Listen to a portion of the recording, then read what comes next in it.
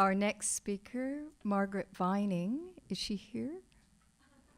There she is. I hadn't been introduced before, just had read about her. And she comes to us from both the national and the natural home of politics, and perhaps protest too, from the District of Columbia. She graduated from George Washington University's program in American Museum Studies, and for over 30 years she has worked at the Smithsonian Institution's National Museum of American History. Right now, she's the curator of Armed Forces History, and particularly she supervises the archive of women's military history. And today she's going to be talking about a time when women could not be actively in the military, but were the unofficial soldiers. And I think you're going to be very intrigued with her idea that it was the uniform, various kinds of uniforms that women were given to wear in these auxiliary positions. My grandmother, for instance, in 1917 in Canada wore a uniform as an auxiliary to the Canadian Armed Forces, and she was in charge of festivities to honor visiting British airmen in 1917, and she caught the eye of an airman who became my grandfather. And I know how proud she was of that uniform. She saved portions of it for decades. So, Margaret Vining, very pleased you could join us.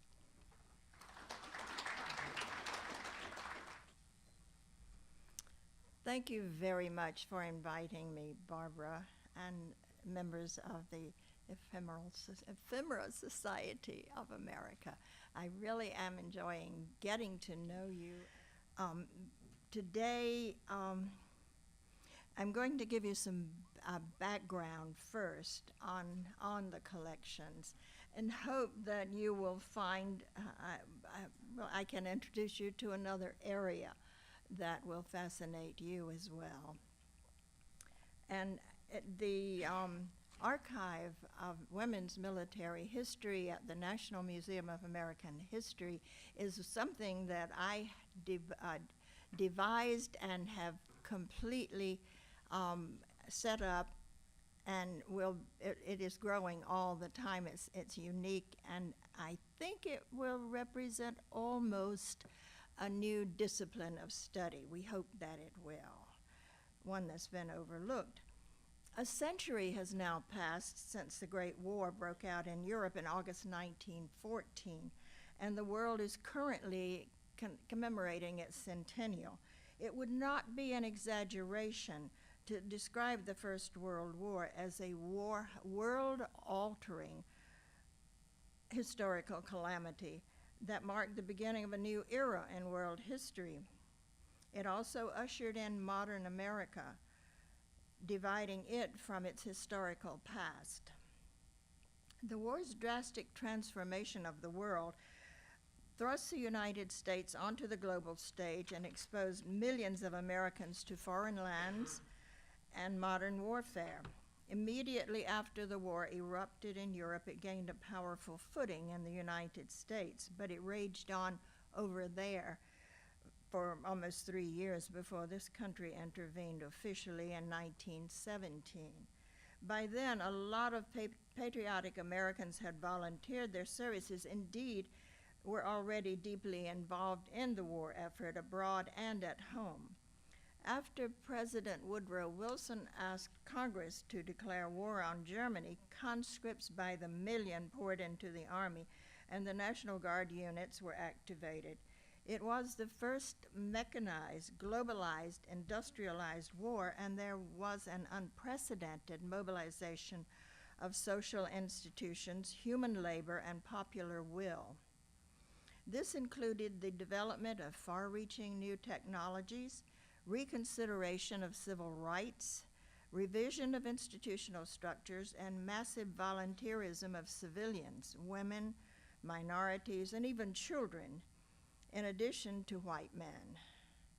Millions of people volunteered for war service, not only in the armed forces, but in a host of war-related activities.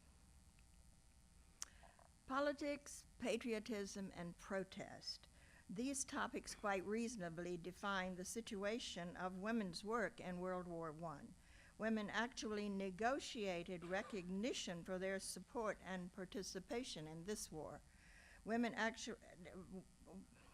War is an abundant generator of ephemera, and museums are filled with the afterlife material that embodies experiences and cultural choices of wartime.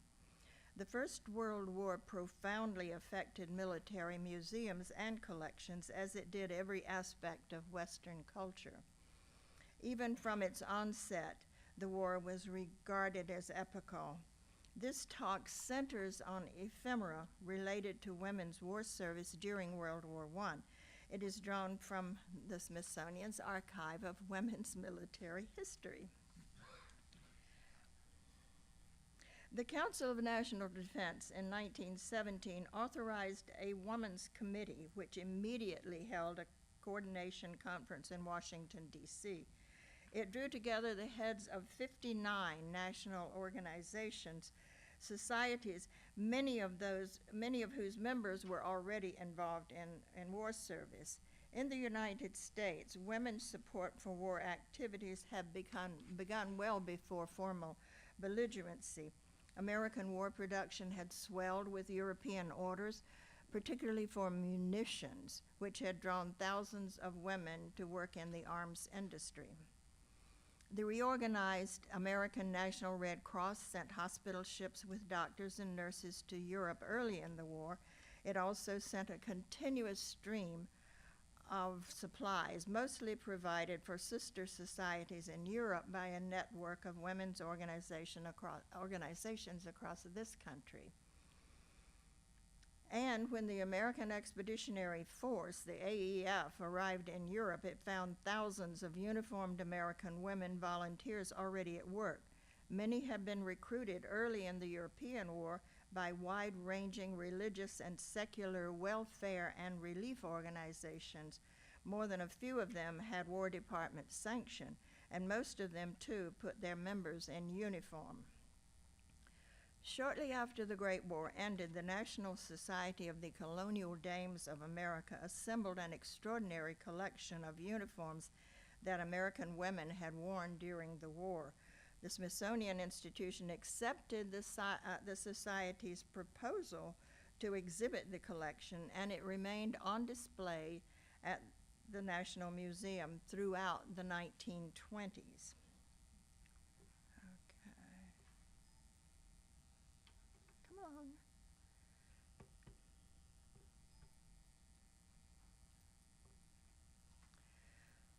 The exhibition at the National Museum consisted of 60 uniforms displayed 3 or 4 to a case in 18 cases like this one. These are some of the uniforms of the American National Red Cross. Note the accessories on the floor of the case and sketches on the wall behind the uniforms. The museum holds more than 100 examples of First World War women's uniforms, official and unofficial. Some came fully accessorized: shoes, stockings, ties, hats, and caps, leather, belts, and gloves, and others are not so complete. The Sam Browne belt was very popular among women. I don't see that these are wearing them, but that's something that's obviously ephemeral. This is an example of the sketches that you saw in the rear of the case displaying the Red Cross case. Ida Clyde Gallagher Clark, wrote an informative contemporary work published in 1918, American Women in the World War. She provides a state-by-state survey of women's work in the war, and she said she intended it first to discover to American women themselves their tremendous opportunities and responsibilities in the present world conflict, and second, to record in a form that is in some degree permanent the actual beginnings of the greatest massed effort of women the world has ever known. End of quote.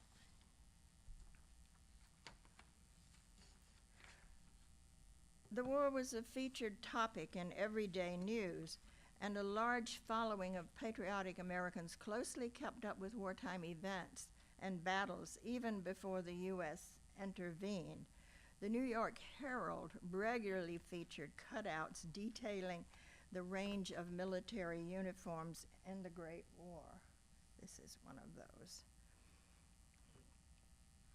Overseas workers in the American National Red Cross, both women and men, were awarded a Foreign Service Certificate.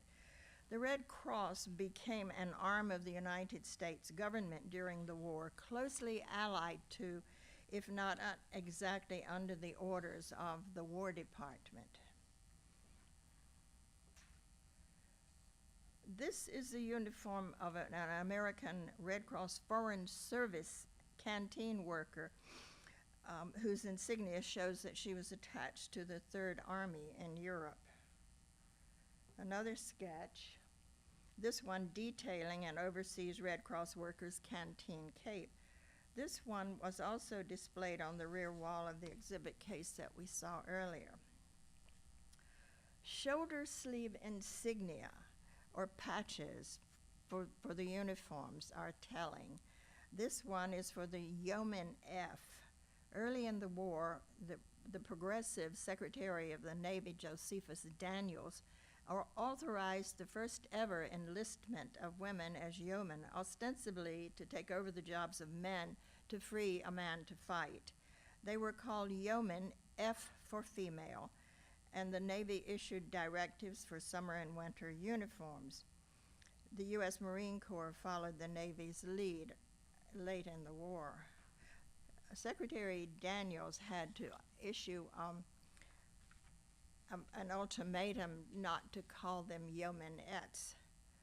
They were yeomen, F, female, but still they're always referred to nowadays more frequently than yeoman F, it's yeomanettes. This is official ID for a yeoman F who was stationed in Washington, D.C. The museum holds an important collection of uniforms and biographical material documenting the lives of the members of the Yeoman F. There were more than 11,000 of them. Women whose uniforms are in the Colonial Dames collection were largely from the middle and upper classes. Sophie Pierce Casey here, beside her monogrammed automobile, was a member of the First National Service School, sometimes called the Female Plattsburgh. Plattsburgh, New York was the site of a pre-war, pre-enlistment training program organized by private citizens in the huge military preparedness movement leading up to the entry into the war. Women in the First National Service School also held large-scale encampments and trained uniformed women in preparation for war service. And this is Sophie Casey's insignia from her very own uniform. And we've been talking about posters. Propaganda posters in World War I were ubiquitous. The museum holds thousands. This is a recruitment appeal for the Navy League.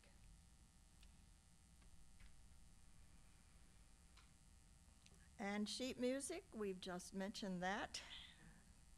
World War I sheet music, like Rose of No Man's Land, is also represented in abundance in the Museum of American History, both in the military collections and in the holdings of the museum's Archives Center.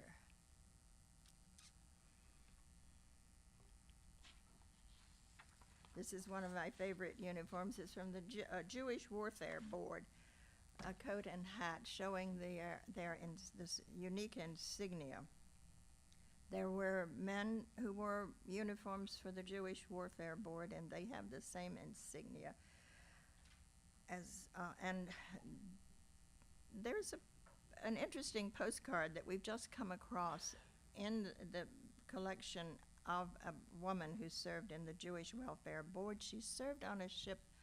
Let me see if I can find that. She served on a ship that was bringing soldiers back from, I don't have it here, bringing soldiers back from Europe after World War I. And she had in her collection a postcard with a sketch, an etching of a ship. And it was handed out to all the people who were returning and engraved to the brave men and women who served in the Great War with great appreciation. And we're working on that now to try to find out how it came to be. Why was the Jewish Welfare Board handing out monogrammed or authorized postcards to soldiers and people returning from the war? If you know of, see me if you have any information on that, please.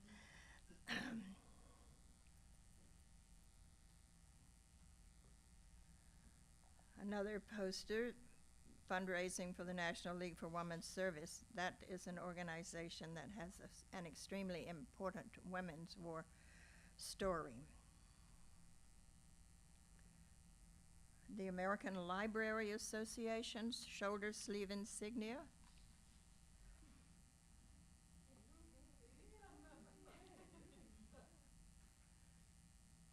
The YWCA. Uniformed women also served in the YMCA. We have uniforms from there. The American Friends Service Committee, the Quakers, wore uniforms.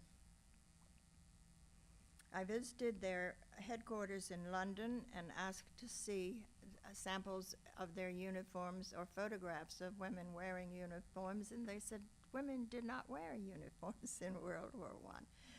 But they did, and we have some of them. And when I went to their bookstore, their leader during World War I there was a book about her, and she was wearing a uniform. So often they're shown with black brassards or armbands. The American Friends Service Committee was created in World War I, and this wearer's service was with the Red Cross, as you can see on her shoulder straps. Many of the Friends served in Belgium with Herbert Hoover's Commission for Belgium Relief. This is a Knights of Columbus women's uniform coat with the insignia for the Knights of Columbus and also for the District of Paris, the fleur-de-lis. That's a little hard to see because it's dark cloth on dark cloth, but General Pershing authorized bilingual switchboard operators for the U.S. Army Signal Corps in France in 1917. More than 1,000 women applied for the job. 450 were accepted. And here again, they've been called the Hello Girls. Ever since. This is their insignia. It's sound radiating from some sort of vessel to show that it's. Their official title was they were members of the U.S. Army Signal Corps, telephone operators.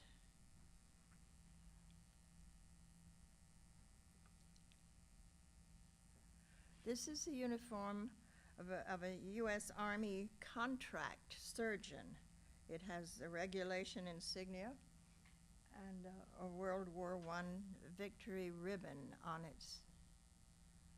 over its left pocket. And this is an example of the Victory Medal from World War I.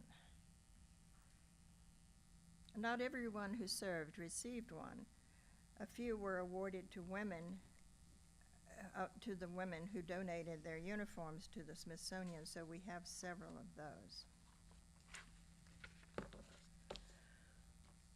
There's a wide misconception that women entered the uniformed services of the United States only in World War II. This has led many people to believe that women's military history actually began in the 1940s. The World War I Women's Uniform Collection at the National Museum of American History provides an opportunity to look more closely at uniforms, particularly military uniforms, and consider the constantly changing relationships between material culture and people. Women had always participated in American wars, but only rarely had they demanded public recognition for their service. This conspicuously changed by 1914 and the First World War. Women in the United States and in Europe came to see their contributions essential to the state, a conviction that shaped their responses to the war. Lacking full access to the political system, women resorted to claiming full citizenship symbolically by donning military-style uniforms for war service. Their uniforms also served as visible statements of their patriotism and national pride. By wearing uniforms as members of voluntary organizations, women identified themselves with the same principles of military order and discipline as men. At the same time, they reminded government officials and male voters of the gap between women's legal rights and the responsibilities as citizens they had willingly accepted and effectively fulfilled in the war.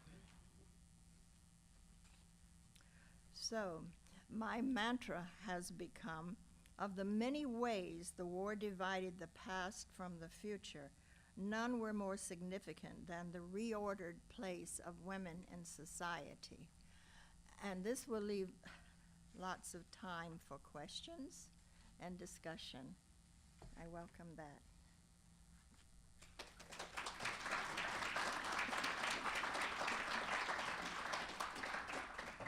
Yes, sir. With this huge range of uniforms, which I gather, I think I understand, were created by and distributed by these various organizations, how are the women deployed and coordinated within military theaters so that they work effectively with the war effort? Well, the Army oversaw that, or wherever they served.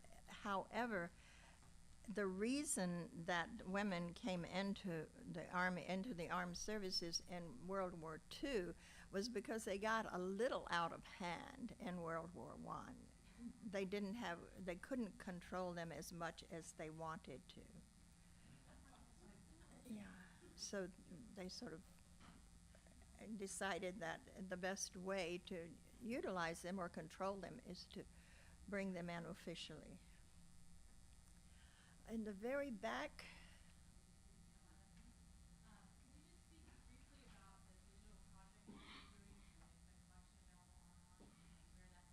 I'll be glad to, yes. In 2012, my colleague at the at the museum, who is another curator, and I published a doorstop book called A Companion to Women's Military History. It came out of Brill, and we did a survey of women's work in war service from antiquity to the present with historians from all over the country, all over the world, as many as we could find. Very little has been written in some areas about women, so we're still working on that. And I've been collecting women's uniforms and material. I always ask for a full biographical account of their service for more than 30 years. So it was filling up my office, all the boxes were filled, and I was able to hire a graduate archivist who she has her master's and she's really good, and together we have put much of that online, and we're still working. And it's in the Smithsonian, SIRIS, Smithsonian Institution Research Information, CIRIS, and it's growing. And we're very pleased with it. Sir, right here. Yes, you showed a photo of the uniform of a military surgeon, and I actually found that quite surprising. Were there a lot of surgeons and doctors working near the front? There were a lot. In fact, that was a contract surgeon that the Army hired.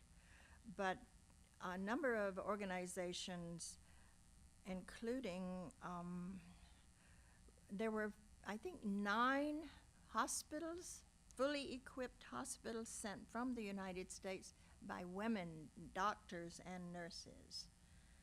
And I'm trying to remember some of them that stand out. The Suffrage Association sent one. And they were refused by in some areas, so they would go, the Scottish women sent one that the French didn't take, so they moved somewhere else.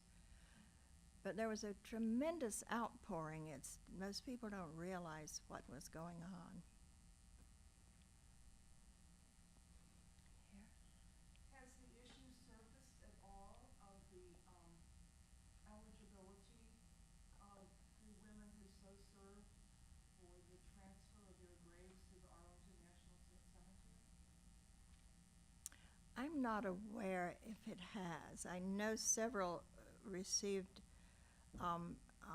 posthumous awards from the French, but there were nurses who, I don't think I've ever known that. I know after the Second World War, there's an ongoing discussion about the women and the Air Force Service pilots, WASP, and another group. Yeah, sir. How about the extraordinary ladies who flew to planes that were completed here in this country in the Second World War, overseas? I mean, they flew bombers, they flew Mustangs and fighter planes. Extraordinary, and also became instructors to pilots as well. They were quite significant. That was a WASP, the Women's Air Force Service pilots, and they dragged targets for male pilots to shoot at, and several of them were shot down. And And they flew planes that hadn't been completely tested. Yeah. as well. they were stationed, many of them, in eastern North Carolina. Yeah. Yes? You? Can you speak about the moral claim for suffrage that came out of this work?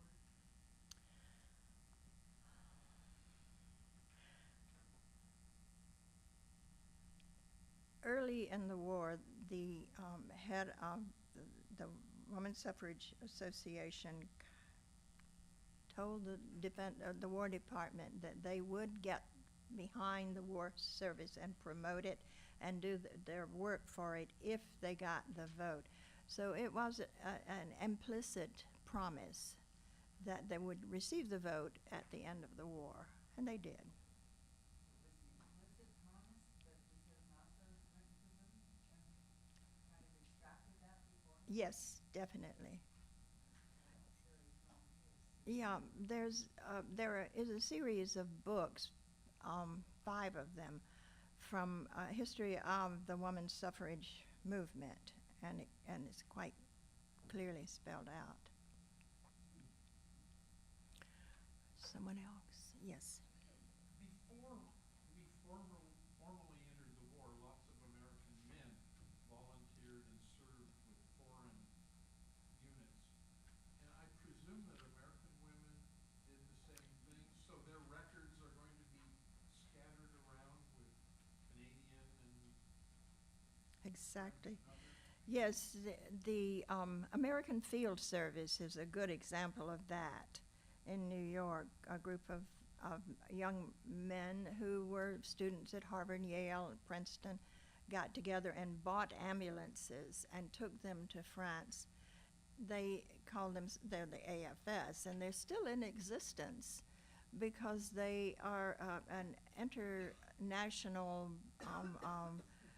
organization that sends students and adults too, I guess, across the world and supports them for international understanding. It's a wonderful organization. The men had ambulances, but when the AFS got to Europe, they had to either join the army or go home. Most of them joined the army then. And I'm working on a biography of a pilot from West Virginia who was at Yale when the war broke out, but he had been working on getting his setting up a West Virginia flying school and then turning it over to the government. And the government wasn't interested, so he joined the Canadian Air Force and then was transferred to England to the RAF and flew very many missions over France, but was shot down and killed. And we have in our collections a letter 4 years later from the German pilot who shot him down. He sent it to the Louis Bennett was the man's name. He sent it to Louis Bennett's mother. And Louis Bennett's mother, when he was shot down, she really had a terrible time getting to France because she wasn't allowed, but she had lots of money. And she went to France and found the site of his burial and used her influence to have his body returned to the United States. And she set up a chapel at that site in France, put a stained glass window in Westminster Abbey for him, a huge tapestry in his church in New York that he went to when he was at Yale, an 8-foot statue of him in West Virginia where he lived, and she turned over her mansion to as a library and dedicated it to him. So word got out that he was an important person, and the German pilot wrote and told her how brave he was and how good it was to have the glory of fighting such a man. This hospital thing, the medical, is very fascinating to me because I'm thinking, as I understand it, you can correct my understanding, but that funds were raised and groups would create a hospital fully equipped and essentially plant it in a battle area in Europe. How would, say, the commanders who had not commissioned this hospital know that the hospital was there to send their troops to, and or to avoid hitting such a hospital in friendly fire accidents and so on? It seems fascinating. Yeah, it was coordinated. It had to be, of course. Women were ambulance drivers too, and bringing patients to rail sides where they were transported from there or to hospitals. Yeah. You did mention, let me just follow up here. I thought I heard you say before the United States had entered the war that the munitions industry was, I don't know, largely or had a lot of women employees. Yes. And I'm thinking World War II, the men were gone, the women filled these roles, is my understanding of it. But if the United States had not yet entered the conflict in World War I, then why were the women involved in industry? They were offered jobs. Right. Well, Yeah. I'm just, that wasn't as typical, I think. No. And I'm wondering why, if That's we weren't in yet. something really interesting to pursue, but the pictures that we see of the women before the war, they too wore uniforms in the munitions. They had to have straight jackets and trousers because they couldn't have buttons or anything that would catch or snag or make their work was extremely dangerous. And my first thought is men didn't want to do it. Because it is extremely dangerous and it calls for careful use of fuse to set the fuses and so forth. Yeah. But the American Field Service purchased ambulances and took them there. And when the Army got there and they had to make their choices, some of them did join Canadian and other groups, but most either joined the Army or went home. I'm sure they were accepted well into the Army.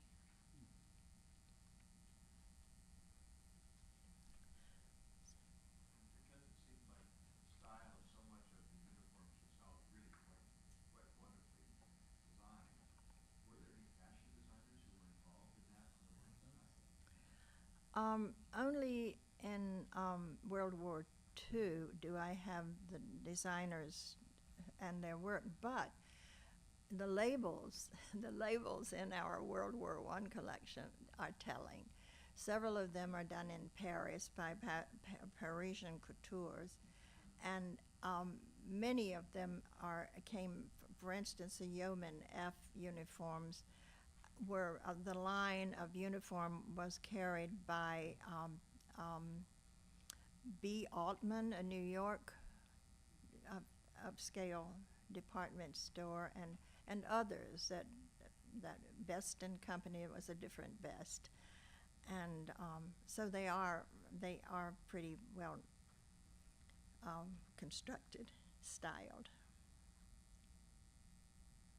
Yes.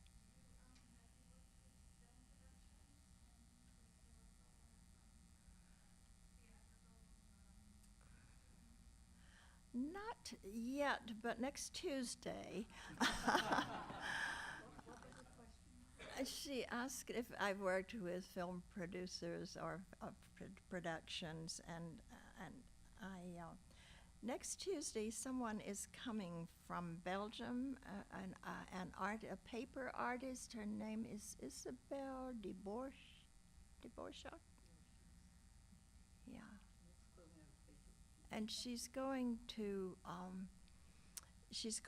make a copy of a uniform of the American Fund for French Wounded, which was the Anne Murray group in France who set up relief organization at Blérancourt outside Paris.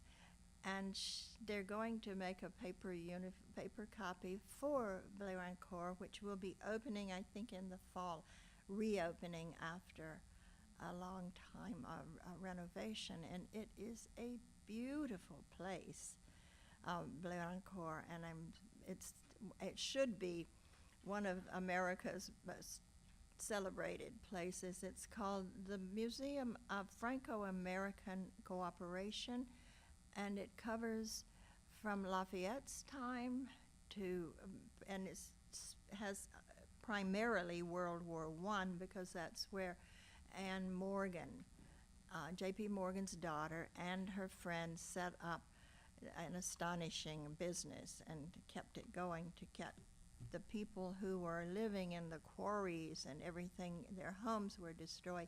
I was there in November, and I stayed in a bed and breakfast, and the woman who ran it said this was what was left of her family's estate. It was all leveled.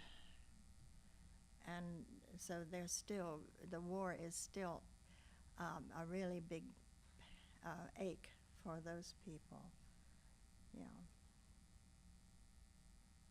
Yes. Yeah, I'm glad you mentioned Anne Morgan because my mother's family is from northeastern France, and I heard my grandparents when I was growing up talking about Miss Morgan and all the wonderful things she did during the First World War. She really is a legendary name in that part of the world. Yes, and I learned that. I knew that before, but I learned it even more when I was there in that area around Araz and touring the caves. And someone said, "Well, that's an Anne Morgan house over there," and it was, they even brought prefabricated houses for people in addition to bringing the timber and the farm equipment and seeds and everything. And that there isn't, the Morgan Library has an exhibit that's traveling around the country now, photographs of what they did, but nobody seems to appreciate it as much as the people in France do. Yeah.